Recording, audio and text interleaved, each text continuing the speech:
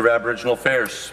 Thank you very much, Mr. Speaker. And as I rise today and speak on behalf of the government and probably all of us here in this legislature, I particularly, my words particularly are shared by the Honourable Jerry Phillips and Maria Van Bommel, who have a particular connection to what I'm about to talk about. Mr. Speaker, it was with great sadness we learned yesterday morning that Sam George began his spirit journey in the early hours of June 3rd.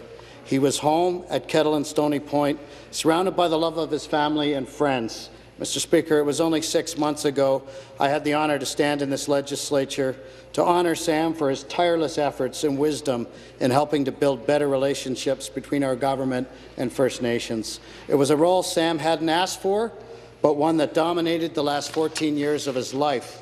Somehow, Sam was able to overcome the inevitable emotions of anger and bitterness over his brother's tragic death and channel his passion into a relentless pursuit of the truth, followed by reconciliation. From the evening of September 6, 1995, when he got the terrible news that his brother Dudley had died at Ipperwash Park, Sam asked only what happened and why. It was the question that launched the Ipperwash inquiry, an examination of relationships far beyond those between the people and organizations present in the park that tragic night. This is what Sam wanted the inquiry to be, I really think. Sam found the courage and grace to work with the Ipperwash inquiry and the government to find truth and fairness for his community. I've met in my life, Mr. Speaker, exceed the strength of character demonstrated by Sam at all times in the most difficult of circumstances. His contributions ensured that together we would find a way to move forward into a new era of healing, reconciliation, and peace with First Nations in Ontario. He was a modern-day hero whose legacy will impact future generations. Sam was tireless in his efforts. He travelled near and far to talk about his experiences and the path he was on in seeking the truth about what happened to his brother. He wasn't used to the mechanisms of a formal inquiry, he told Justice Linden and others, but the elders in his community told him the answers he sought would come. Even then, Mr. Speaker, the elders had faith in us, and the answers did come. Sam didn't quit when the inquiry issued its recommendations. He had only just begun to work with us at the Ministry of Aboriginal Affairs, a ministry his passion helped create when he was diagnosed with cancer. I'm grateful to say that I was privileged to meet Sam on many occasions, most recently at his bedside following the May 2009 signing of an agreement to transfer Ipperwash Provincial Park lands to the Kettle and Stony Point First Nation. The community had asked for this transfer, and Justice Linden supported this in the inquiry's final report. I'm so glad he lived to see this historic agreement become a reality.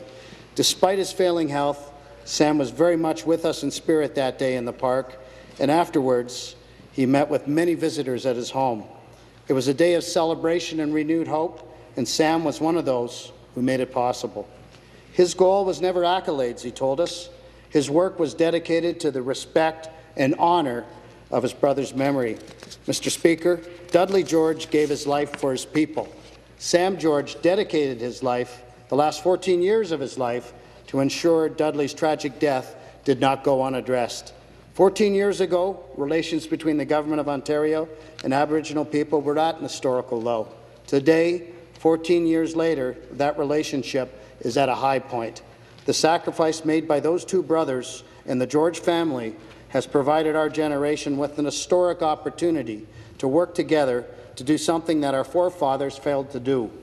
As we work to eliminate the socioeconomic gaps that exist between Aboriginal people and communities and other Ontarians, we will do so with the knowledge that Sam's tireless efforts played a critical role in making this possible. His children, grandchildren, and many nephews and nieces will know that their beloved father and uncle changed the course of Ontario history. Mr. Speaker, Sam has helped to paint a new and brighter future for all of us here in Ontario. Sam's loss will be deeply felt by First Nation people and Ontarians right across this province. At the same time, there's comfort for Sam in his passing. Sam told the Ipperwash inquiry that from the time he got the phone call about his brother, he hurt. He said, "I will hurt until the day I meet my brother again." So we wish Sam a joyful reunion and peace. Mr. Speaker, I've had the privilege, as I said, to meet and spend time with Sam's family, and what a generous, kind, and loving family they are. Mr. Speaker, on behalf of Premier Dalton McGuinty, on behalf of Sam's very good friends and champions, the Honourable Jerry Phillips and MPP Maria Van Bommel, my colleagues here in the Ontario Legislature, and all Ontarians, I extend our sincerest condolences to his wonderful wife, Veronica, daughters Tammy and Yvonne, son Donald Jr., Sam's extended family, his friends, and the Chippewa of Kettle and Stony Point First Nation. Mr. Speaker, we've lost a great leader, teacher, visionary, and friend. Thank you.